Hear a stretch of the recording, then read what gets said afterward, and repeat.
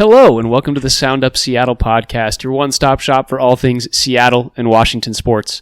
I'm your host, Tyler Cartwright, joined as always by my co-host, John Carey. And we are here today breaking down a ton of Seattle sports news. We've got Mariners finishing up their postseason bid with one series to go. We've got the Storm getting outlasted, I guess you could say, by the Aces, as well as some college football, some NFL, and of course our Pac-12 expansion is continuing. And then, of course, some value dogs at the end there. John, anything else to say before we get started? Nope, it's going to be a busy one. Yes, so here is some Coyote Picnic.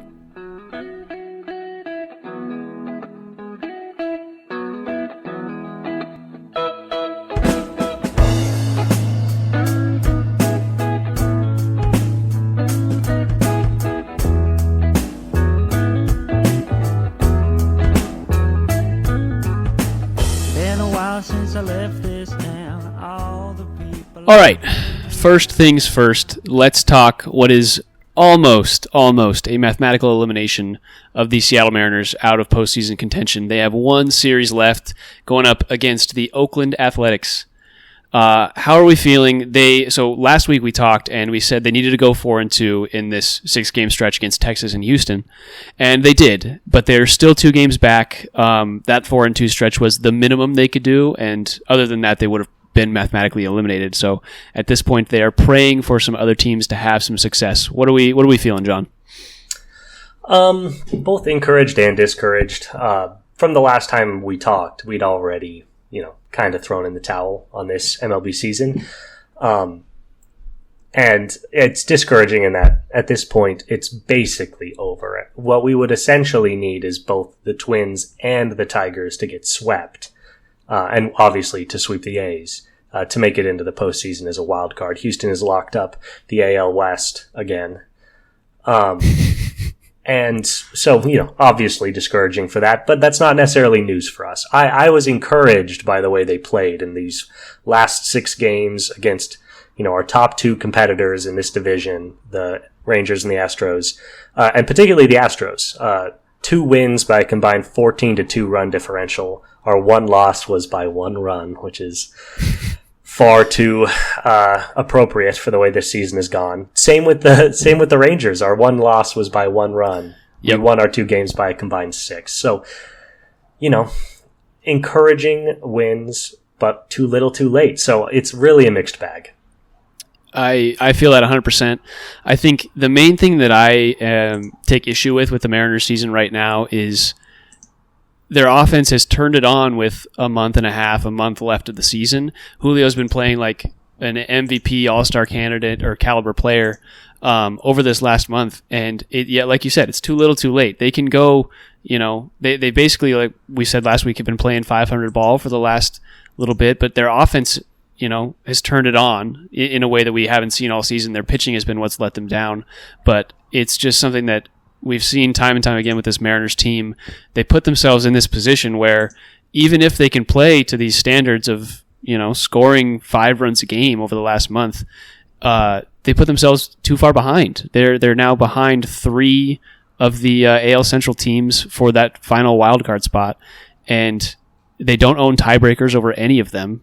And so what the Mariners need is just kind of, it's so improbable that it just doesn't really make sense for us to root on that happening. Like we're to the point where we think the Mariners are done for, which sucks. And as a Mariners fan, you hate to see it because it is something that we've seen basically every year for the last 24 years, except for our 2022 season. So tough to deal with. Obviously, we want to see success against Oakland, and we can hope and pray. And if they make the postseason, we'll have a whole new discussion next week. But for now, it's we've been kind of out on this Mariners team making the postseason, and we'll have a further discussion later about what this season means for this team. How is it going to change the roster going forward? Everything like that. But for now, we can hope and pray as much as we want. But this team has not been as successful as they needed to be. Yep.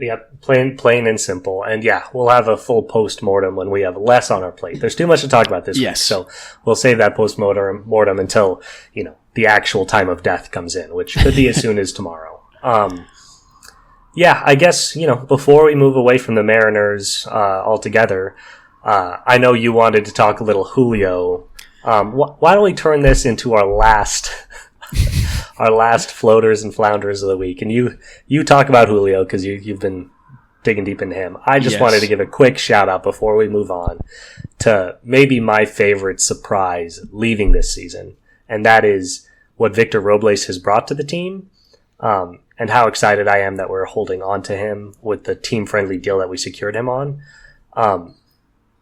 We've raved about this guy. He's kind of like Josh Rojas if Josh Rojas didn't completely fall apart after 2 months. And he's ending the season the way that he really started it for us, which was really, really well and really, really consistent. He missed the Yankees series, which would have been 3 series ago. But in the last 9 games he played, all against the Rangers and the Astros, in the last 9 that he played, he's registered at least 1 hit in 8 of the 9 games, and multi-run hits in 5 of the 8 that he played. 5 of the 9 that he played. So he has just been an absolute on-base machine. He's recorded walks in several of those games as well. Just an on-base machine, an extra base hit machine. Love Victor Robles. So glad to have him back. Really a guy that earned his contract this year. Yeah, Victor Robles is just the spark this team needed. He combines aspects of guys who can get on base with the base running tenacity, I guess we can call it, of like a Jose Caballero from last year, where Jose Caballero was a menace on the base paths, but he couldn't really get on base. Victor Robles is getting on base at a super high clip, and when that happens, he's hitting leadoff, and he is creating disturbance for the pitchers, for the fielders, just because of the way that he runs the bases. He's creating a lot more errors. You've seen that in just the amount of runs that we've scored and how we've scored them. It's a lot more just simple singles, and the occasional home run or long ball, but it's because these guys are able to get on base and rely on their disrupting of the pitcher. And that all starts with Victor Robles at the top, hitting a single, getting on base, and making the pitchers make mistakes, which is what we love to see from our leadoff guys. It's what JP was able to do a little bit last year, but not to this extent. One thing to note, I wouldn't be surprised if Victor Robles takes a little bit of a step backwards at the start of next season, purely because the T-Mobile Park, whether you want to admit that the T-Mobile Park factors are real or not, it does, for whatever reason, seem to impact any hitter who plays there in April and March. Like it's just how it is. So, he might hit 240 in that month, but don't be surprised if he's able to turn it around. 240 would be like third on this roster right now. Worth noting, he's going to end the year with a over 300 batting average for 2024, making him far and away our most efficient hitter on the year. Cap to you, Victor. And great call, it speaks to the fact that I haven't, watched him play enough this year, but 32 stolen bases on the year. That's way more. I would have expected he was in the low 20s. So, you're right. Tearing up on the base paths. That's really exciting. Yeah, he does, obviously the counting stats are decent, but it's the other things that aren't even counting stats. It's the disturbing the pitcher. It's getting other guys those opportunities on balls that are more center cut than they would have been normally. Those kinds of things are awesome from him. Totally. Let's talk about one more floater, because the season has ended on a pretty high note. I will give the Mariners team that.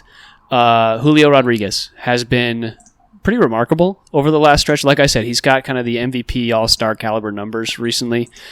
In the month of September, he's hitting .336 with a .360 on base and a .579 slugging for a .939 OPS. Julio has been awesome. And let me make sure that I'm right about this. I think he has 7 home runs. That's right. He just hit his 20 home run mark, and he's got 20 stolen bases, which made him the second rookie ever, or second player ever to have 3 straight at least 2020 seasons to start their career, which is awesome for Julio. He really needed to turn that around, I'm sure, to make some decent money there towards the end of the season. But yeah, just great to see him, kind of turn into the old Julio. His batting average towards the end of August was at .251. He's now sitting at .274. And just, he's not walking a ton, but he's never been a guy that walks a lot. And I think what he's really tapped into is what we saw in kind of August last year, where he was on fire. He had, I think, that like 17 on base streak or whatever it was. It was something insane. But yeah, Julio's just been amazing. He's been carrying this offense, and this is what we've said since the start of the season. It's like Julio being great makes this team great. This offense can produce 5 runs a game when Julio is hitting.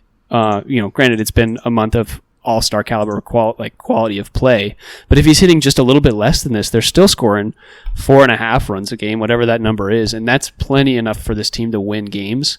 So to see this, I'm just imagining this for a full season, and it would be spectacular. This team could win 100 games if this is the type of play that they got from Julio all season. Absolutely, yeah. There's certainly no doubt about that. Yeah, it's crazy that, considering where he was even just a month ago, batting 250 by the end of August, that his batting average has climbed, 25 points right back up to where, basically his career average has been 284 his first year, 275 last year, and now back up to 274.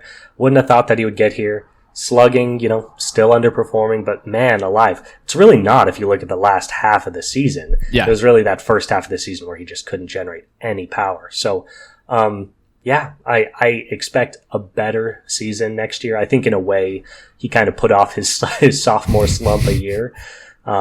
And this was that slump. I'm hoping to see more consistency out of him next year. But yeah, there's no doubt about when he is rolling like this, he is one of the best players in Major League Baseball. It's just about consistency. Yep. All right. We can back off the Mariners a little bit. I hope, whenever you're listening to this, we will be talking about the Mariners more soon. We'll do some superlatives for the team, do all that kind of stuff. If they make the postseason, we'll do a lot more Mariners content because obviously that'll be top of our minds for a couple weeks here. But for now, we are going to call it a post-mortem discussion, and we will move on. What do you want to talk about next? We've got a lot to discuss. What do you want to jump on, John?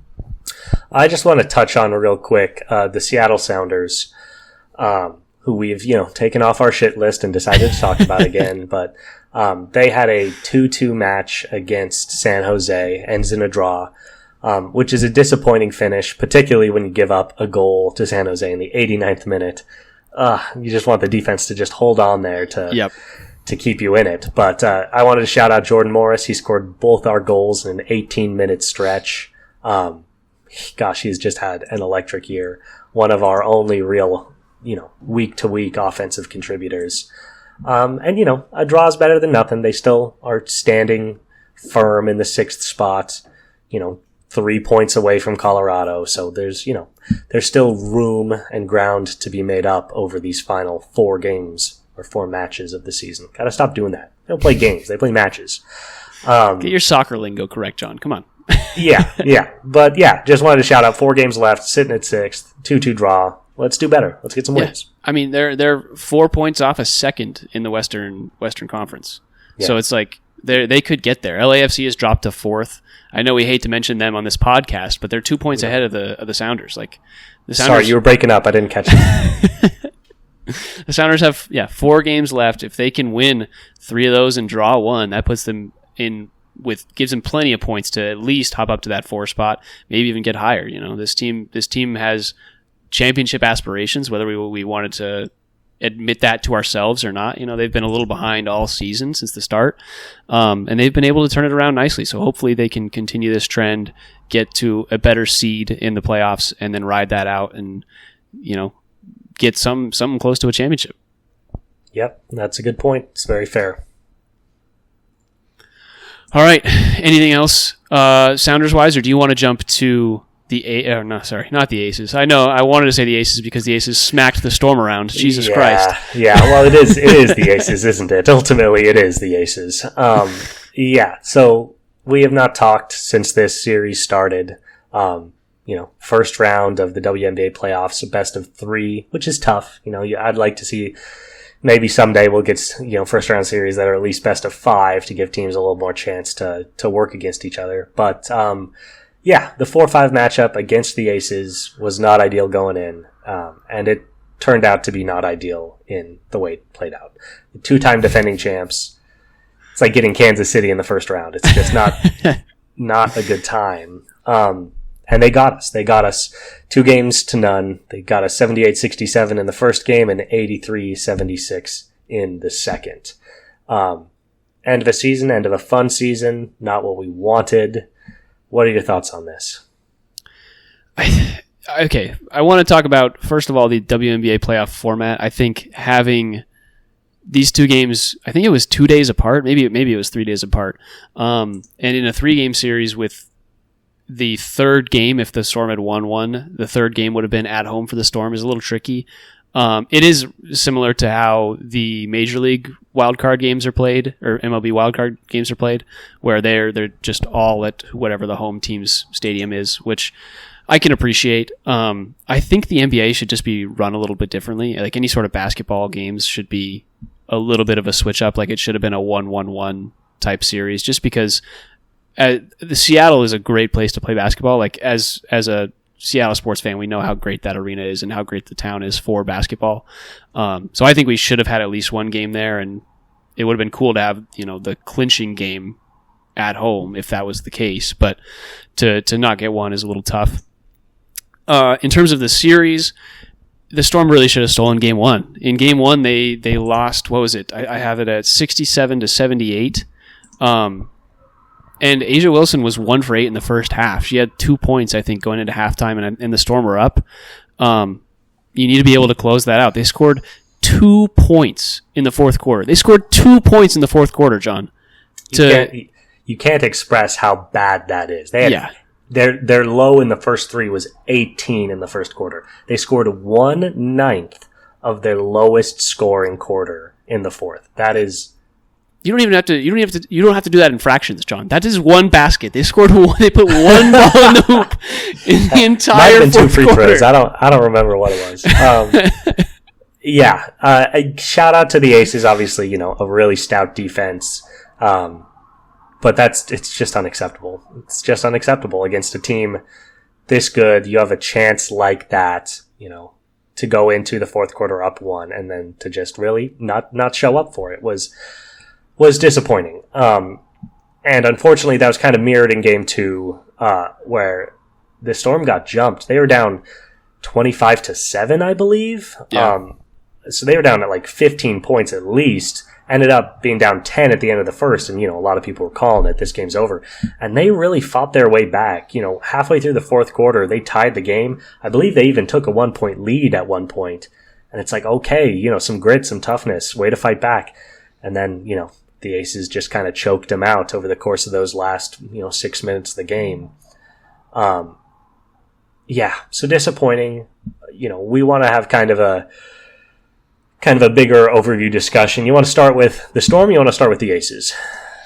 I think let's talk Storm. I do before we get fully off this series in general. I think we just need to touch on the shooting percentages of the Storm in these 2 games. The second game, it's not as egregious. They shoot 38.7% from the field and just under 35% from 3. But the Aces shot 47% from the field and 32% from 3. Like, they were just way more efficient in Game 2. In Game 1, it was even worse. The Storm shot 36.8% from the field and 25% from 3, 4 for 16. Like, it was awful. And then, the Aces shot 43.5% from the field and 39% from 3. Like, it's just those disparities, those inefficiencies are what cost the Storm these games. And obviously, you could see in the fourth quarter of the first game, they kind of just choked and couldn't hold it together. But it's something we talked about all season. This was the concern of the inconsistency of the Storm's shooting. We talked about it, I don't know, a month ago. Like, it's just been something constantly on our minds. And I don't know how the Storm are going to improve this. Do you have any ideas in terms of the Storm's future regarding that?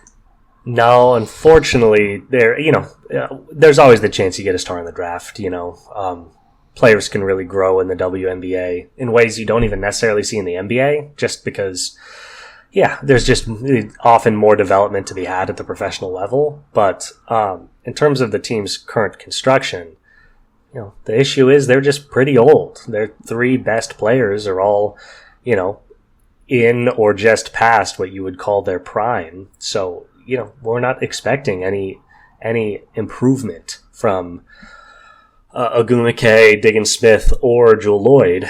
And that just, I think, really kind of puts a cap on what you can do. I still think this is a really good team that could have done something this postseason. I really think what it comes down to is, we'll talk about it when we talk about the Aces, but their stars showed up and ours didn't. Jewel Lloyd was 3 of 11 in the second game. She was 2 of 8 in the first game. She's supposed to be our best player. She didn't break double-digit points in one of these 2 games. As he was out the first game? As he was dealing with some injury stuff. Agumike was 6 of 17 in game 1 and 5 of 17 in game 2. Absolutely disastrous. Diggins Smith was 5 of 17 in game 2 and 5 of 15 in game 1. Goodness gracious. That's really the story right there. Those 3. And I wanted to shout out Diggins Smith. She was really carrying our team through the late third, early fourth quarter during that comeback in game 2. She was really good, really efficient, moving the ball around like she does. Yeah. But yeah, still finished, late in the game. She was putting up some shots that were just not efficient shots. And yeah, I want to shout out Gabby Williams, stepping into the starting lineup. She had a couple awesome games. She was a huge scorer in game 2. But yeah, our stars, the ones we've relied on all season, didn't really show up, and particularly Jewel Lloyd, who is obviously, a Seattle favorite and a local legend, and will probably have her jersey hanging up someday. The fact of the matter is, she did not show up the way we needed her to, so that was disappointing. Yeah, you think if she scores anywhere close to her, 20 points a game or whatever it is, these are 2 completely different games. So, and these are 2 games that unraveled late. These are 2 games that at some point in the fourth quarter was tied or we had the lead. And games can unravel. They can really unravel. As you get tight, it's in the fourth quarter, you're down 4, you're down 6, you're tightening up, you're down 8, you're tightening up. So even though these box scores are kind of dispersed, I think these were 2 closer games than you would think. And if Jewel could have stepped up in those moments, put some pressure on the Aces herself, or just kept this team close, these could be 2 totally different outcomes, but it's not what we got. Yeah. Tough way for the Storm season to end. We've been pretty high on them for the last little bit. I think they struggled after the Olympic break. And it's been just a tough turnaround to get them going again, and we saw that happen here in the playoffs. So yeah, that'll cap the season. I think it'll be interesting to see. I need to look at the contracts and how those will shake out this offseason, who's returning, how their structure is going to work, where their draft picks are. I don't know. I know they traded for Skylar Diggins-Smith in last offseason, and so I need to check and see if that they didn't trade a 2025 pick. Things like that. So we'll get back to everybody on that one, but we just wanted to have a little post-mortem for the Storm as well. We'll have to have a post-mortem episode. It'll be a real downer. Yeah. Every team is out. Yeah. I just wanted to take a brief minute to talk about the Aces. Obviously, Asia Wilson, MVP, put up 20 in both games. It's no surprise there. She was quite efficient, doing her thing.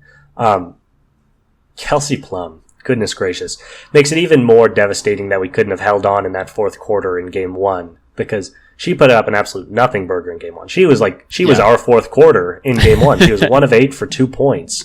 Really not very efficient at all. And then so she goes from 1 of 8 shooting for 2 points to 11 of 15 shooting for 29 points in game 2. The Kelsey Plum game. She completely took over at several stretches. I don't really know what there's to say. Obviously, 2-time champs, and she's a huge part of that. But just kind of brutal. If she would have just had more of an average game, one more way that we could have pulled that one out. But she was great, so credit to her. Yeah. I mean, Kelsey Plum, obviously the UW alum. We love to see her succeed, but it's tough to watch that happen against our Seattle Storm. But it was cool to see her and just her. It's been cool to see her succeed in the WNBA as a whole, with the Aces being so good the last couple of years and her being, I think there was a lot of discussion between her and Sabrina Ionescu as to like the better player coming out of the Pac-12 recently. And I think she's kind of solidified herself, not as the best, but she's kind of the premier point guard in the WNBA right now, which is cool, besides Caitlin Clark, obviously. Yeah, 100%. Yeah, and particularly in terms of, performance in the playoffs, there's no doubt that it's her and Ionescu. She did to us what she did to Darren Waller. Really ripped our hearts out and left us on a beach. Okay, yeah, we'll talk more Storm when we're less busy. It's really kicking this can down the road. There's too much going on, but we'll have more to say on them. But it's kind of like what we do with the Kraken. Yeah, we just kick everything down the road, and then eventually everybody forgets about it. But exactly, we'll talk about everything. Who's going to hold us responsible? It's just us. It's just us here. Yeah, fun season, but disappointing end. Yes.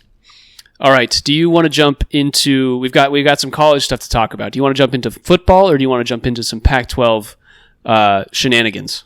Let's do football and then shenanigans. All right. Kind of a weird football weekend. UW wins 24-5 against a Northwestern opponent who I think we were a little concerned about going into last week. And they really just kind of gave them the smackdown. As much as they weren't great offensively by any means, they held Northwestern to 53 yards passing and 59 yards rushing. Like it was just kind of a defensive showcase there. 2 interceptions by Northwestern as well. 8 for 27, just an abysmal completion percentage. I think this was a UW's defense showing out game after the Wazzu snafu. What are your thoughts? I guess the main story is our defense looked amazing. Now, how much of that credit goes to Northwestern, we'll find out as the season plays out. But, got to shout out the guys, when you can. Kamori House and Carson Bruner both getting picks. Got a couple sacks as well, which was nice. But, yeah, Northwestern just couldn't do anything with the ball. Gave UW the very comfortable position of really being able to dictate the game with their offense, which is, the way they like to play.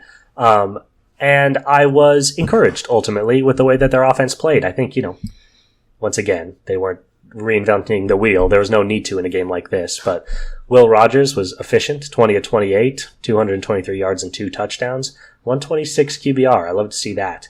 And while we really spread the ball out, among our running backs Cameron Davis, Adam Muhammad, Jonah Coleman, and Desmond Williams Jr. all got 3 or more carries. Jonah Coleman was the bell cow, and once again, 4.5 yards per carry and a touchdown. 67 total yards isn't anything to be amazed at, but was happy with the way our running back committee played. I'd like to see a little more efficiency from everybody else, but such is life. Yeah, when you're up 17-2 at half, you don't necessarily need to do too much. Jonah Coleman, we've talked about it. We talked about it early in the season where he took a lot of the snaps for game 1, and they kind of took him out in that third quarter. I think we're going to see that a lot from the Huskies. If they can get ahead, they can put Jonah Coleman aside, rest his legs, do whatever they need to do to make sure he can last the whole season, and just make sure he's healthy. This was, in my opinion, the Denzel Boston game. He had 7 catches for 121 yards, 2 touchdowns. This was what we talked about it, I think 2 weeks ago. I've been talking about him all season, where it's just like this guy needs to show up for this team to be good.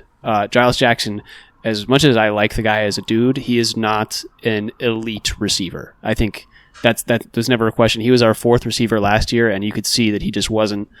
He wasn't to the status of a Jalen McMillan or a Polk or a Roma Dunze. He's not the same type of guy. Denzel Boston can be that type of guy. He's not there yet, but this is like kind of his opportunity to showcase that.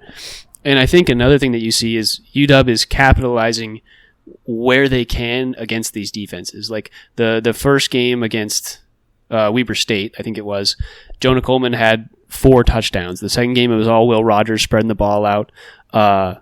Against Washington State, that was the one game that they struggled because they didn't really have an answer for Mateer. I think the defense really struggled that game. And this was the Denzel Boston game where they attacked in a new way. So just really good things, I think, from UW in this game specifically, finding out Denzel Boston's potential. And I think we'll see more and more of him as the season goes along. Totally. Yep. I also like that we're really starting, to get a fleshed out idea of what this offense looks like. How the OC wants to use these guys. And it's interesting watching, Kaleki Latu and Giles Jackson, working underneath more, providing a little bit of speed underneath, to capitalize on the easy stuff. And then obviously, Denzel's your stud, your monster, your ex receiver. Jeremiah Hunter, 3 receptions, 41 yards, being used as a vertical target. I love when offenses use their tight ends down the seams as vertical targets. So when they're coming, when they're block, and then they're hitting the seam, it's just really hard for defenses to be prepared for that every single time. And then, getting the running backs involved. Jonah Coleman, 3 for 36. They're getting him screens. They're getting him, they're getting it to him in the flat when it's like a really well set up play, or they're, putting him on wheel routes and letting him use his speed. And I love when teams use a running back, dynamically in the passing game, and that's what they're doing with Jonah Coleman. So, kind of fleshing out what this team is going to look like as the years go on, and I'm encouraged overall. Yeah. Let's jump to next week for Washington. They have got unless you had anything else to say. I feel like that game was definitely Northwestern's not their best showing. But we were expecting that coming out of last week. Yes, and I will say you had in the Huskies plus or minus lines, you were afraid that plus 10.5 really scared you. They crushed it. That's on me. I'm taking a couple L's on that this year. Being a little over pessimistic. I was scared of that Big Ten defense, but I'm not anymore. I really think that from what we've seen this year, this UW offense, it has a ceiling. It's not a Washington State that's capable, in my mind, of putting up like a 50-point game. But it also really has a floor. Like, it's hard. It was hard for UW to only score 19 against Washington State. This is a team that lives at 24 to 35 points. I'm not really sure how much it matters who you're playing, unless you're playing Georgia or somebody like that. And we've got some tests coming up for sure. We've got the Penn State, the Oregon, the Michigan game. Those will all be here sooner than we'd like, which I think will be bigger tests than we're ready for. But we'll see. This upcoming week, on Friday, UW plays Rutgers, who is currently sitting at 3-0, undefeated. Good for them. They have not played anybody in the Big Ten Conference, and Rutgers is currently projected to win. They're minus 2.5. How are we feeling about this game going into this week? This team is not Northwestern. I think defensively, they're, nothing so different as to be written home about. But this offense is electric. They have one of the best receivers in football. They can really move the ball down the field. It's going to be a much realer test for this defense. I guess I'm not surprised that they're favored considering they're undefeated, and I'm assuming they're playing at Rutgers. Yeah, Shai Stadium. Yes, they are. So 2.5, honestly, considering we're playing at Rutgers, 2.5 is basically, Vegas saying these teams are even, or maybe even UW is a little better. College home field is very real, so that Rutgers game at 2.5 seems to reflect that. I don't know. I'm feeling pretty good. About that. I think this might be the week that I kick the trend and say take UW at plus 2.5. I'm in full agreement with you, actually, which is rare in these UW lines for sure. Currently, Will Rogers his completion percentage is sitting pretty close to 80%. I think it's like 77.5. That's crazy.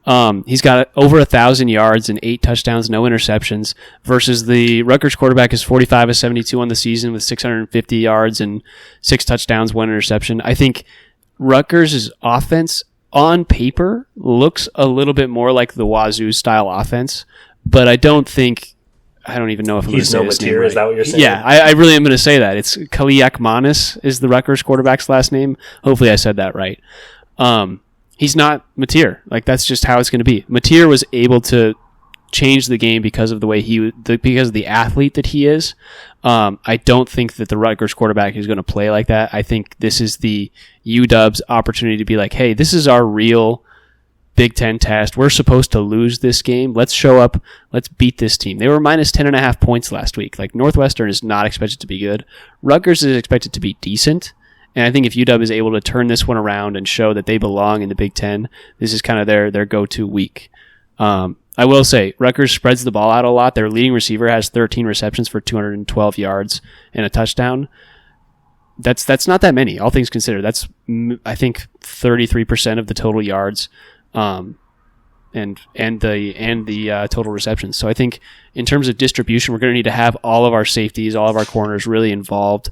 And this is going to be a game where we need to test our own personal run defense. Like, their rushing game is going to be better than we've seen. I think it's going to be better than Wazoo's, and we'll have to see how we can do. 100%. Yep. It's going to be a real test, and in a way, a real prep for Michigan in terms of, can our defense hold up against some of these more dynamic offenses? It's almost like an opposite test where it's like they will be throwing the ball downfield, they'll be taking shots. Michigan might throw 10 passes against us, so that'll be a real test of the run defense. But it'll be good to see, put Wazoo out of our heads. Obviously, rivalry game early in the season, we don't have to look at that one too closely. Three game win streak against non-Wazoo teams. Let's see if we can build on that against Rutgers. I agree. Yes.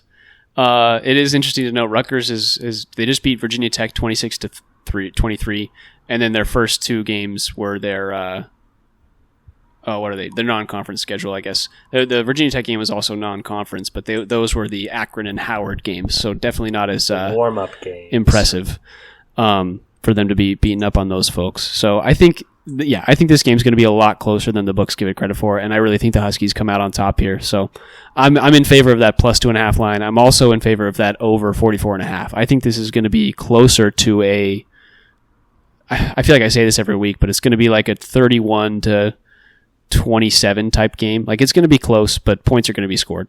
Book it, folks. He's called out the score. All right. Moving on to our Washington State Cougars, who had one of the most entertaining games of the week to make it to 4-0, a 54-52 win in overtime over San Jose State. We did not call this game completely correct. We were about right on the Wazoo offense, but their defense maybe resorted to what we're more used to against Wazoo. Gave up a lot of yards and a lot of points. Both quarterbacks were pretty dynamic. Shout out to San Jose State's Emmett Brown. 54 passing attempts for 375, 4 touchdowns, 2 picks.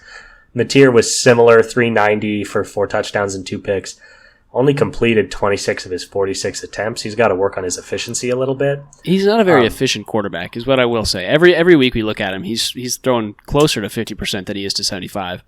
And part of that is because he hucks the ball down the field. Like, he'll throw shorter stuff, but this guy, he had 4 different receivers on the day who had at least 3 catches, and their average yards per catch was over 15 yards. So this is a guy that just absolutely launches. And, so shout out to him. He also got it done on the ground. 18 carries, 111 yards, a touchdown, and the game-winning 2-point conversion. So, continues to be super dynamic, getting it done with his feet and with his legs. Feet and his legs. Arm and with his legs. And was able to pull this one out. They almost gave this one away in the third quarter, 21-0 quarter. San Jose State really dominated. But they came back like a vengeance in the fourth, took the lead. San Jose State with an amazing drive to score a touchdown with only 26 seconds left to take the lead. Then you just got to shout out this dynamic Washington State offense. Moving down the field in 26 seconds, like the 2022 Kansas City Chiefs. And 51-yard field goal to tie it up and go to overtime. That's a big move in college football. That's Janikowski. Ooh, Janikowski. I wonder if he's related to the elder Janikowskis with a 52-yard field goal. That's pretty great for college. Yeah, I think this was the scare game. We were worried a little bit about San Jose State's offense coming in. We knew that they would be pretty potent. We've seen their passing numbers. We weren't necessarily scared of their rush game, but as you can see, like the Wazoo can struggle, I think, with potent air raid offenses, and I think this was kind of the game. San Jose State's going to be good. Like, I think they're going to be decent in their conference and really battle. Yeah, I think it was just all in all a good game by Wazoo, and the fact that they were able to come back after that 21-point swing in the third was just says something about kind of where they're at and how they're focused on this season. They're really cheering for this team, and it's obviously the whole Pac-12 situation has really stuck with them. I think they're really keen on just being as good as they can. It has surprised me that they're not ranked yet, but they play Boise State, I believe, this weekend, and that is going to be a true test. Yeah, if they win that game, they will be ranked 5-0. If they win that game, I think they'll crack the top 20. Like I think Boise State's, I think 21 right now. Yeah, and they should be. Yeah, kind of crazy. They got to clean up the penalties is the one thing. 12-2 penalty differential in that game, which accounts for the fact that they generated 140 more yards than San Jose State. This game was only as close as it was because of their defense's inability to keep their hands where they need to be during the game. So hopefully they can clean that up against Boise State, who's 25 right now. That'll be big to see. But yeah, if they get that win, top 20 is super reasonable. I'm a little surprised. Michigan love and all that. They're ranked like 12 with a loss. We can't get 24 for this Wazoo team, but we'll see what happens this week. Yeah, Michigan I think lost to the team that's right in front. I don't remember who they played, but I remember their loss was a tough one. Boise State lost to Oregon. In what was a really good game a couple weeks ago. So I understand them being at 25 and Oregon, I think, is at number 8 right now. Boise State's a good team. I think this game is going to be tough. Washington State is plus 7.5 for this one. The over-under opened at 64.5, which is the high. I think that might be the highest over-under I've ever seen.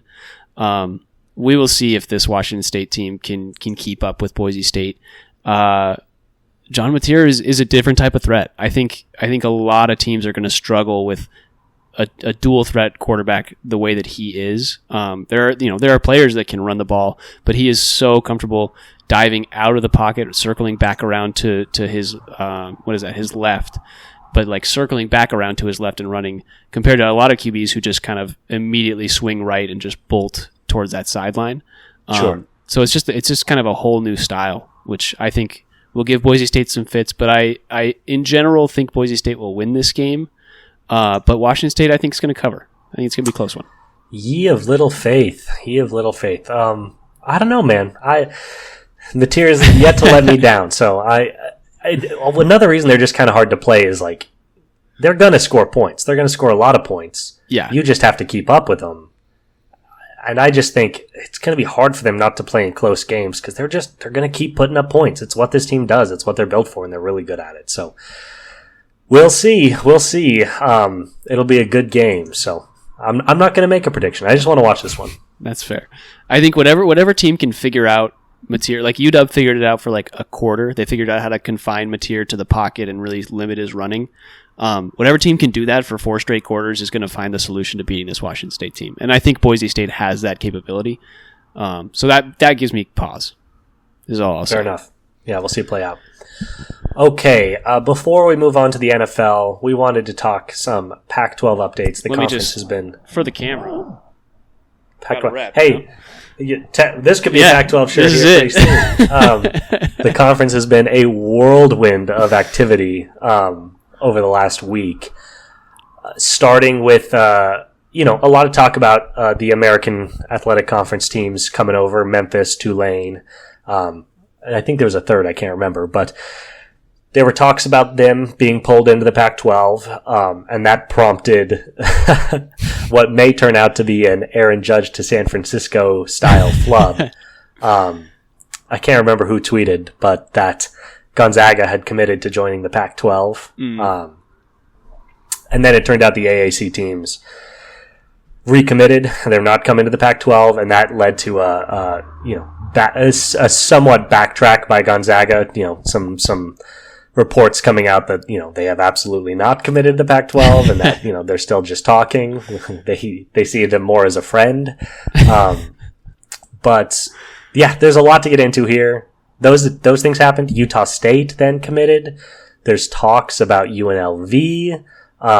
There's talks about who else is there talks about? There's another team that's being discussed. So it's just help me out. Where are you at with this? Yeah, so let me give you. So obviously we've got Washington State, Oregon State coming in off. I think it was Monday, or no? Yeah, I think it was Monday. Was the addition of Boise State, Fresno State, Colorado State, and San Diego State. Those 4 teams confirmed that they were joining the Pac-12. Those are 4 really fun programs. Obviously, Boise State's a huge addition to this, and this upcoming game is going to be a nice little preview into what's going to come over the next couple seasons. Maybe 2025 Pac-12 champ right here. Yeah. Colorado State, obviously everybody kind of craps on them because of the way that they play against Colorado and their attitude, but it'll be fun to have them around. They're a good program. It's a good program. I think it's just going to get better and better the more Colorado gets better. I think those two kind of duke it out every single year. It's kind of like the Wazoo-Washington rivalry. And then, obviously the addition of Utah State, I believe that was this week as well. Was that before or after the Gonzaga discussion? I think it was kind of during the Gonzaga discussion. Yeah, and it really came after, and it's a good sign. We'll talk about that more later, but it's a good sign for the Gonzaga discussions. This came after Gonzaga kind of backed out a little bit. So what prompted this is the Pac-12 was trying to pull in those American Athletic Conference teams. They really wanted Tulane and Memphis specifically to get them up to 8, eligible football programs. And when those teams backed out, they came back to the Mountain West. And I believe Utah State was kind of, they'd kind of talked a little bit before when they brought over those other teams, but they hadn't made a commitment. And now they came back and pulled Utah State in. And what's really important about that is that's really shaken up the Mountain West because they're now at 7. Correct. They are now below the eligible number of football schools, which has apparently shaken UNLV off of their, pledged commitment to the Mountain West. And they are, under pretty heavy pressure to come to the Pac-12 as well. So if they get UNLV, that's their 8 eligible football schools. That would be pretty devastating to the Mountain West. That would not leave them with a lot. We've already taken most, but it would take one of the premier programs left. And if they got Utah State and UNLV, I think Gonzaga will be close behind. Yeah, I would expect that too, especially with the basketball side of things. That's huge. The Boise State, Colorado State's really good. San Diego State's obviously been great for the last half decade or so. Yeah. The addition of Utah State would be big. If they could get like either a UNLV or Nevada, either one of those teams, that would make the Pac-12. Nevada would be awesome. Huge. I don't think we're getting the Wolfpack, but that would be dream scenario because that's another dual threat program. Nevada football doesn't mess around, and their basketball team always seems to be hanging around the fringes of the top 25. So that would be very exciting. It would really turn the Pac-12 into a formidable basketball conference as well, which I think would be awesome to see just as West Coast fans, as weird as it is with our schools leaving, it'd still make the West Coast a more involved basketball area. It's so funny, you think about Oregon, USC, UCLA, all these big programs.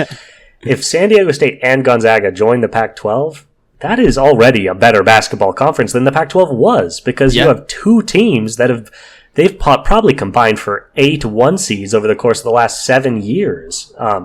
These are 2 dominant basketball programs, both of which are higher, premier programs than any of the Pac-12 programs. USC has been immensely disappointing. UCLA has been very up and down, and Gonzaga keeps whipping their butts out of the tournament every year. And Oregon hasn't had a run since 2021, basically. So very exciting. We're waiting for, more news on the Gonzaga front, but I was talking to some buddies about this too. The first drop comes and everyone freaks out. Gonzaga's in the Pac-12. How exciting is this? Yeah. Blah, blah, blah, blah, blah. And then, the pullback comes and everyone's like, oh, no, we were lied to. This isn't happening. It's all fake. And, it's one of those things. I feel like this happens all the time. It's like a negotiating tactic. It's when you hear, Kawhi Leonard has signed a 5-year deal with the Clippers for this amount of money. Then the report comes out. It's like, no, we've made no such deal. And then 10 minutes later, it's like, actually, he signed for a little bit more money than was originally stated. As these teams go back and forth and kind of negotiate over this. But that tweet does not come out if Gonzaga isn't knee deep in a discussion about joining the PAC. Yes. It could still not happen, but I would be surprised. I don't know what staying in the WCC gets them. Pac-12 is at the very least an easier jumping off point to then go to the Big 12 or something like that later down the road. But for now, it seems like a great move, and keeps them in the Northwest, keeps travel down. A lot of good teams out here, and a couple years, wait on Stanford and Arizona and Colorado and some of these other teams to start crawling back because not all of them are going to like where they end up. yeah, I think the players will definitely have some things to complain about here coming forward after a few years of traveling across the country. In basketball's case, 7 times a season. It's gonna be a show. There have already been like rumblings at Arizona. See, those Arizona kids are too spoiled. I know, but it's just like, yeah, man, how much do they ever want to leave? It is, with this new Pac-12 format, there have already been rumblings from Arizona. They're like, oh man, Pac-12 looking kind of nice. So, yeah, nothing's permanent. We'll see how these Big 12, Big 10 merges go. But yeah, I'm liking the way the Pac's looking. All this money shaking things up like the NBA. It feels like everybody's just bouncing back and forth. Yeah. All right. You ready to talk some more football? We can jump back into some Seahawks discussion. Yeah, probably a pretty quick Seahawks discussion this week. Yes. 24-3 victory over the Dolphins. What did you learn, if anything, in this game where Skylar Thompson threw 13 completions for 100 yards? We learned that Miami is in trouble without Tua. I think people thought that you could kind of plug in any QB and it would work in this system, and that is just not the case. Devon Achane is awesome. Obviously, Tyreek and Jalen Waddle are great players, but you need a good quarterback to hit them in the right spots, and this Dolphins offense is I'm gonna say abysmal without Tua. So it is definitely a tough look. The Seahawks, in all of the articles that I've seen this week, I'm gonna repeat what they said. This was like a sloppy win too. Like the Seahawks did not play super well by any means. Geno had 2 interceptions, one of which was not necessarily his fault. It got tipped at the line, but I think in general it wasn't their cleanest game, and they've escaped with some relatively easy wins in games that they didn't play well. So they really are going to need to step it up this next week. Yeah, 100%. Yeah, sloppy game by Geno. Did not play his best. 289 and a touchdown, but 70 yards, and his only touchdown came on a DK Metcalf bomb where DK did most of the work with his legs. Yes. So my thoughts on Geno. This was a bit of a step back from his game last week, but I'm not going to start throwing anything yet. I wanted to shout out Noah Fant, 6 receptions, 60 yards. He had a good game. Looking like a much more important part of this offense, which we were excited for him to potentially be. I also wanted to shout out Zach Charbonnet. This was the Zach Charbonnet game. His kind of breakout in terms of yard production for this team. Stepping up for an injured Kenneth Walker, carried the ball 18 times for 91 yards and 2 touchdowns. That's sick. This has been his only really efficient game on the ground this season. So, nobody's handing the job from Kenneth to him, but nice to know that he can step up in these situations and he deserves some credit. But yeah, what are you going to say about a team that was this pathetic to generate offense like the Dolphins were? It really took most of the pressure off the Hawks. They could just kind of laze around and wait for the game to end. It's worth noting, people give Tua a lot of crap, and, he makes some poor decisions, but this team is not an easy ship to run. This is not the Kyle Shanahan Niners where you can, plug in basically any quarterback and they'll be successful. This is a hard team to run. I think we really saw it this week. Tyreek Hill and Jalen Waddle both had really poor games, and I think a part of that is neither one of them are good release valves. They're both really explosive downfield passers, but if you're, too scared to throw the ball 20 yards down the field, there's not a ton Tyreek can do for you. In the same way, Devon Achane, he's a Ferrari. He is not a truck. You saw in this game, he was so monstrous last week. And in this game, 11 carries for 30 yards. Because when people are putting 2 extra men in the box, he can't do anything. He's too light. He's too small. He's just fast. He's really fast. But, you really need to open up the defense for that speed to hurt you. And, yeah, they just had no way of opening up the Seahawks defense. So, it seemed they took care of business. But this week, Detroit Lions, Monday Night Football, that's going to be a real test, a real matchup. For the first time this year, this is a team that has played the Broncos, the Patriots, and the Dolphins without Tua. Those are 3 of the saddest offenses in football. This is a whole different kind of test. Yes. This week scares me so bad as a Seahawks fan. You've got two injuries to our defensive line coming from Leonard Williams and Byron Murphy. We don't know if they're going to be playing this week. And obviously our offensive line is beat up. Like our ability to stem their defensive pass rush is going to be tough. Charbonnet was huge last week against the Dolphins in that regard, which was great to see. But you can't rely on a small man like that to do that every single week, especially against a guy like Aiden Hutchinson. The Lions are going to be a problem, I think, for this Seahawks team this upcoming week. You're seeing a complete team, one that is not doesn't necessarily have any holes to exploit. And I really like, even with Laporta potentially being out, like I think this Lions offense is easily the most potent that we've seen all season. I'm very concerned. Yep. I wish I was way more optimistic, but I'm not. Detroit's, been playing a little bit of sloppy football to start the year, but this offense is still really dynamic when they can get it going, and their defense is always working. So, I think we'll talk we'll talk value dogs here in a minute, but I would think this game's closer to a toss up. Seattle has looked dynamic this year under Ryan Grubb. I think he's brought a lot. I think we've also seen with the Bears just how awful.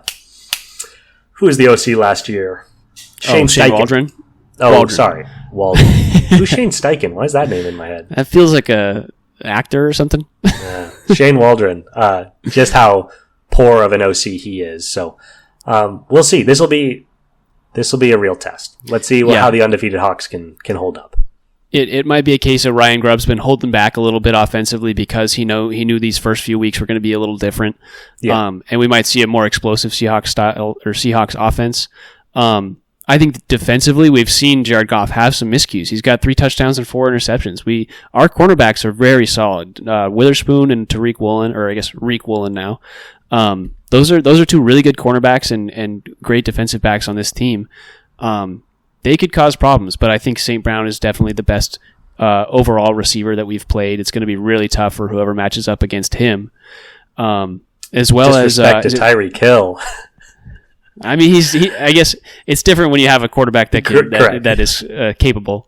100%, and then 100%. Williams for Detroit is one of those guys that's been really solid so far. I think he's been one of their top targets. Their passing game is going to be tough. I think the middle of the field is where we might struggle. So it's honestly a little nice that Sam Laporta has been injured. So we will see. I think you can always expect one explosive play from DK. It's going to be how can we attack this offense, or how can we attack this Lions defense with our offense with the little amount of time that Geno Smith is going to have in the pocket, because Hutchinson, I'm expecting 3 or 4 sacks this weekend. Or I guess Monday. 3 or 4. Let's go. Yeah, it's going to be a rough one, I think. Yeah, I think the way it's pretty easy to say the way your quarterback plays will dictate how successful you are. But Geno, this is a game where he will not only need to put up big numbers, 280 yards or more, but he'll need to play it clean. He can't turn the ball over like he did last week. He's got to limit his sacks. He's got to keep his head on a swivel. We put pressure on him. This will be a game with a lot of pressure. One thing we know is Sam Howell would get sacked 8 times. He would just stand and stand and stand. So hopefully Geno can do better than that. I'm excited to see if Ryan Grubb can release Charbonnet in the screen game a little bit. I think that's going to be very, very big for this offense to get small chunk plays. And he's shown that he could do that at Washington. So we'll see if offensively the scheme is there, or if the play calls feel like they're there to run those types of plays. We've said it once, we'll say it a million times before this game happens. It's going to be a tough one. But if this game goes the Seahawks' way, I would feel very comfortable saying if they can pull off this win, they could beat anybody in the league. Is kind of where I would be at if they won this game. Yeah, Detroit's one of those teams. They're not necessarily a Super Bowl favorite, but they're a team that any week can beat anybody, and if you can beat them, I think it puts you in that conversation. Worth noting, Hawks sitting at 3-0. First in the NFC West, Cardinals are 1-2 in second place. So also a chance to really start building an NFC West lead before the 49ers and the Rams get healthy, or before the Cardinals defense figures out that they exist and can interact with the world around them. Good opportunity there. Is looking like a weak division so far, even though that's mostly injuries that's causing that. Yeah, I think it's a little misleading. Obviously, the Rams and San Francisco have played each other, so that could be a little misleading statistically there. As have the Rams in and the the win-loss Cardinals. columns. Yeah, yeah, we haven't gotten those divisional matchups the way some of these other teams have. Yeah. All right. There's our look ahead for the Seahawks lines. We won't talk that line because it's time for some value dogs. Are you ready? I'm ready. All right, John. Our Week 4 Sound Up Seattle value dogs coming right up here. Do you want to go first, or do you want me to go first? I'm desperate to go first because actually, I need to tell you your statistics because I don't know if you know them, but your stats are so bad. Nah, man, we gotta hurry here. I went 1-2 last week. You went 0-3. I think that Pats line, the Pats plus 6.5 against the Jets, that was misleading. We were misled because of the Seahawks game. We can throw that one aside. You are currently... we knew we were going to overreact, and yeah, boy, did I ever overreact. We had one, yeah. So if you were fading John right now, you would be feeling great because you would be 7-2. John, you are currently 2-7. This is fantastic. Bro, this is what I do. I make people money. Come to this podcast, bet against what I'm saying, buy a house for your family. Like, that's what I'm here to provide. I don't have an ego, it's not about me. It's about the listener. And I'm doing a great job of putting money in the listener's pocket. I am 4-5. I went 1-2 last week, 4-5 on the season. Let me just tell you some trends, just so we have this information for the listeners. Against the spread, underdogs. I'm looking at the last 7 days on the season. Against the spread, underdogs are 24, 22, and 2. So they have a 52.2%, cover percentage. God, we're doing a bad job. If I had the one Ravens line of like +3 against the Chiefs, I would be at the perfect percentage there. That's a good point. As away dogs, they are 19, 15, and 1, so a 56% cover percentage. And then as home favorites, as home dogs, they are 5, 7, and 1 with a 41.7 cover percentage. So something to be said there for away underdogs. And you will see that in my value dogs this week for sure. Nice. Okay, are we ready? Yeah, sorry, I had to get that off my chest. No, that's good. Good to get the statistical breakdown. The nice thing about, being so bad and knowing that it's good that I'm so bad is it really frees me up, man. I can just... I'm not going to start picking bad picks because then I'll start being right. You start going rancid dogs every single pick, and you just... Yeah. No, I gotta keep doing what I'm doing, but it takes away any self doubt. It's like keep doing what you're doing. I might as well be 7-2 right now. That's how I feel. And with my first pick of the week, I'm going big. I like to attack big lines. That's what I do, and I am taking the LA Chargers plus 7.5 against the 2-time defending Kansas City Chiefs. Because anytime you have a chance to bet against a 2-time defending champion, you take it. I think this is a good line. Chargers have been a really solid team on both sides of the ball this year. Obviously, Justin Herbert, a statistical darling favorite in the NFL at quarterback, doesn't have a lot of weapons this year, not really attacking downfield the way we're used to seeing. But they've really replaced that with an awesome running game headlined by J.K. Dobbins. They've been great at controlling the ball, controlling the pace of the game, limiting possessions, and winning with the running game and with a surprisingly solid defense. Harbaugh doing what Harbaugh does, orchestrating a really nice defense there in LA. So there's a team that's going to limit possessions, shorten the game with long drives, and has a really solid defense. They're going up against a Chiefs team that have won 3 close games by the skin of their teeth, and whose offense, is frankly not that dynamic. They move the ball and they score when it matters, but this Chiefs offense has not been world beaters by any means. One of the best defenses in the NFL is true, but I think this is going to be a defensive matchup. I think it's going to be low scoring. And you're getting over a touchdown here. Chiefs win by 7. I'm happy. That's a great game for me. I think that's a great line. That's totally fair. I think this line has moved a little bit since the start of the week. because I think everybody's had a little bit more doubt that Justin Herbert's going to play. And I think that's the main concern here. If Justin Herbert does not play, I could see this being a game where the Chargers kind of blow up and it's 30-7 in the third quarter and the Chiefs kind of just ride it out.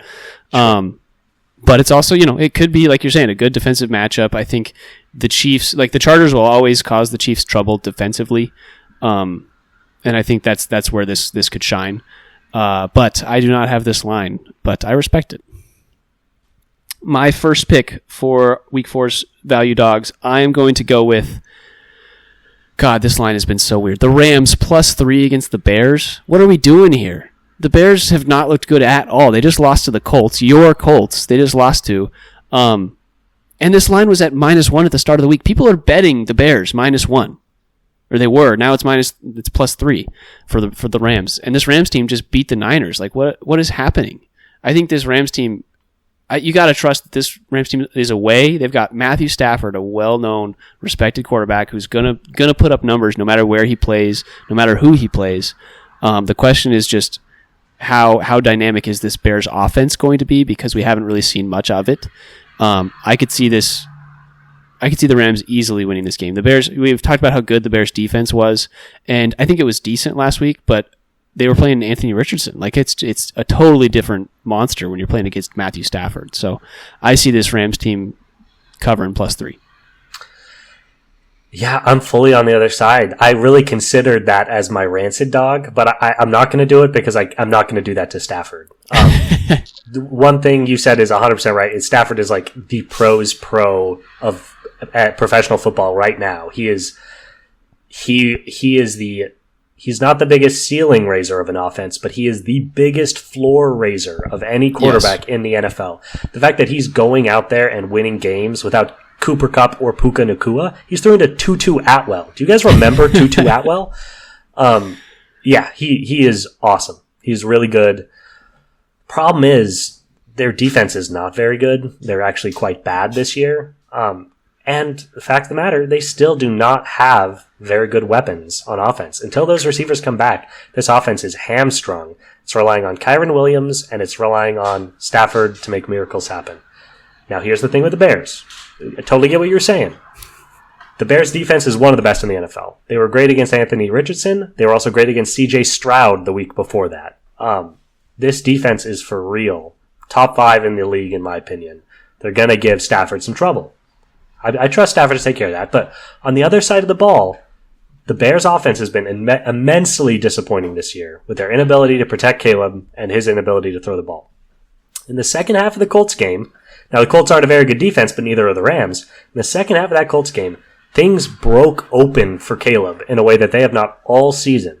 He threw his first touchdown pass of the season in the third quarter and then his second in the fourth. He threw for over 300 yards over the course of the game. Rome Odunze went from like a 30-yard best game to having 120 yards and a touchdown. I really think they're starting to figure things out offensively. Caleb's starting to build a connection to Rome. They're figuring some stuff out. I expect their offense to look different, especially against a bad defense like the Rams. So I hear you. You could totally be right. History would tell you that if I'm arguing with you, you're doing something right. But I don't like the Rams there.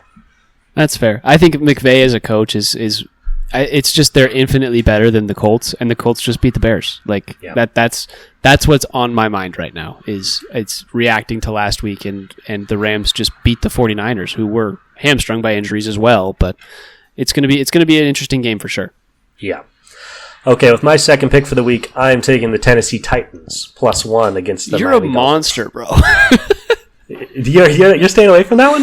Okay, I am 100% staying away from that one. We just saw how bad this Dolphins team is without Tua. This Dolphins offense is nothing. Titans still have a good defense. They can still apply pressure on the quarterback. They're going to make life so miserable. This Dolphins team, how many points is Skylar Thompson going to put up this week? Realistically. 0. Tim Boyle's going to be the quarterback.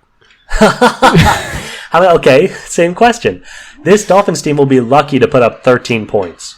And Will Levis is going to make another stupid decision. Definitely. But I bet you they're going to score 2 touchdowns. 2 touchdowns. And that'll be enough to beat this Dolphins team. This is strictly a question of like, I know how bad the Titans have been. The Dolphins right now are worse. Give me +1.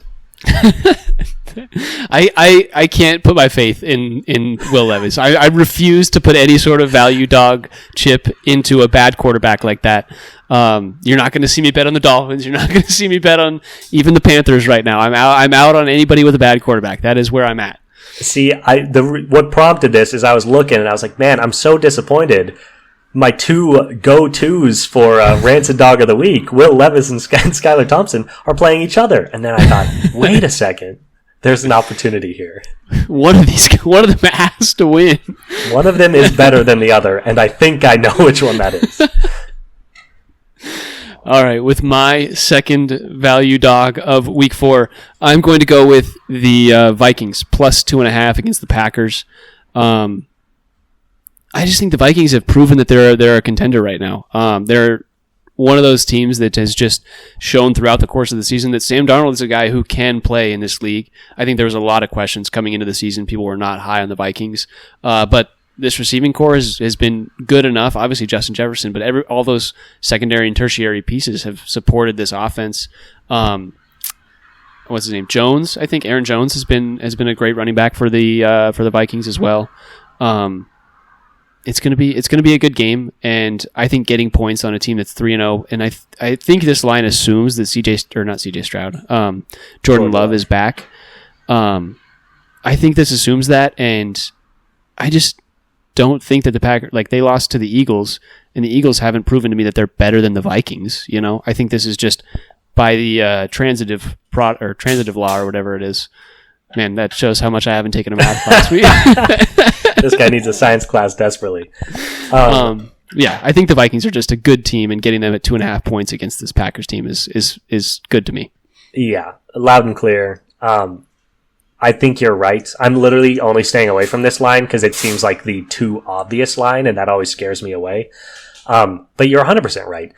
The fact that the Vikings are +2.5 against this Packers team is very surprising. These are two balanced teams, two teams with good defenses and good offenses. The Vikings defense has been one of the best in the NFL so far. Yeah. And we'll see how that holds up, but they've been outstanding. Sam Darnold's been the surprise of the year, and turns out Justin Jefferson, still the best wide receiver in football. He is so dominant. Yeah, I think there's an argument that they're better on both sides of the ball than the Packers. This line is 100% assuming that Jordan Love is returning. Malik Willis is not going to do what he's been doing against a defense this good.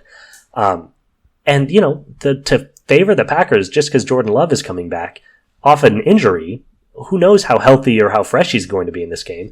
Very, very surprising to me. So I'm expecting a good game, but yeah, take the points on the Vikings. I mean, the Vikings, they dominated the Niners and they dominated the Texans. Those were teams that people thought were going to be amazing and probably as good or better than the Packers this year. What are we talking about that Jordan Love's going to make this type of shift?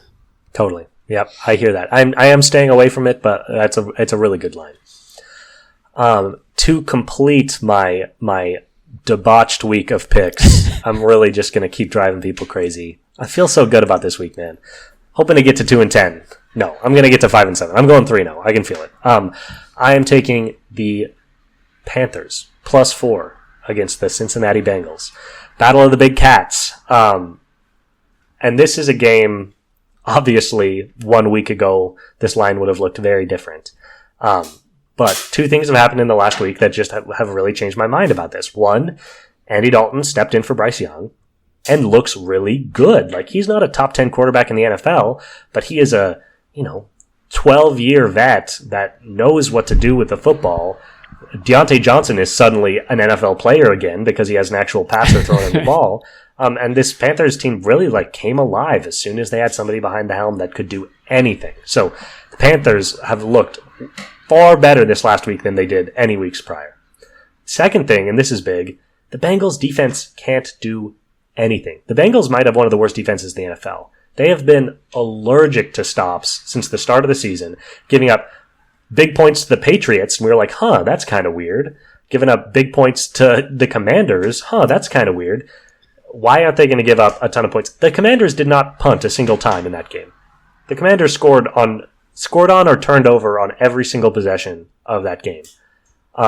why aren't the Panthers going to have equal or greater success? They also have a better defense than the Commanders do. So I just think this is a case. I love Joe Burrow. I love the Bengals offense, but I just think +4 is also a lot of points. It's more than a field goal. It gives me some room. I respect you taking this line. This line scares me only because of the Bengals. Like, the Bengals are 0-3. If they lose this game, it's going to be bad, and it needs to be a convincing win. It needs to be a convincing win, and their offense has looked great, which I will give them credit for, but their defense has been the question mark. So I think this 4.5 line seems great for the Panthers, especially with Dalton starting. It just, story-wise, concerns me that I feel like the Bengals need this game, and they need to win by 20. Totally. But something worth noting, their offense is nowhere to go. They're already a top 5 offense in the NFL. They've been playing amazing. Like, they can't put the team on their back any more than they have been, and they're 0-3. Yeah. So I will see. We will see. All right. Hey, 6 totally different picks this week. For my third pick for Week 4's Sound Up Seattle Value Dogs, I am going to go with the Saints +1.5 against the Falcons. I think it's an overreaction to the Saints Eagles game, where the Saints were unable to get anything going offensively, which was the one game that I got correct last week, crazily enough.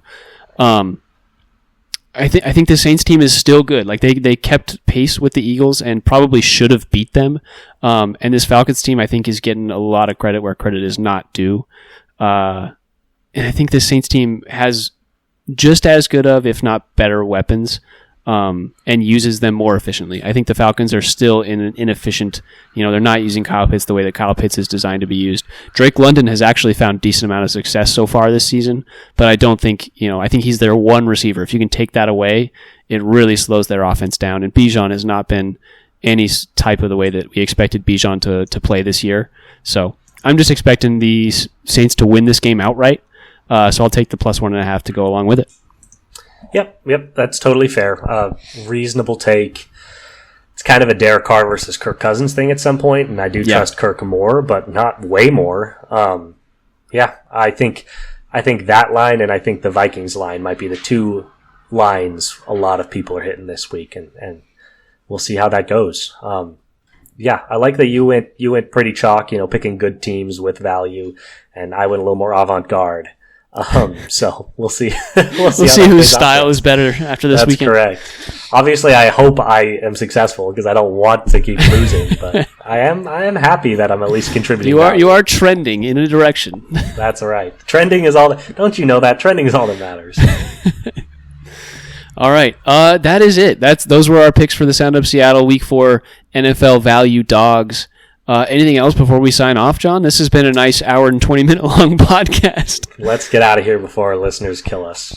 All right. Well, for John Carey, I'm Tyler Cartwright, and this has been the Sound Up Seattle podcast. If you enjoyed this episode of Sound Up Seattle, please feel free to give us a follow on Spotify, Apple Podcasts, or wherever you're listening. You can also find Sound Up Seattle on YouTube at just Sound Up Seattle. And you can email us your questions, comments, concerns at soundupseattle@gmail.com. You can find us on Twitter, TikTok, and Instagram at SoundUpSeattle, all lowercase, all one word. You can find me, Tyler, at TyCart50 everywhere that's important, and you can find John playing Far Cry 4 again because I don't like new video games. I'm an old man. I just like returning to the old ones.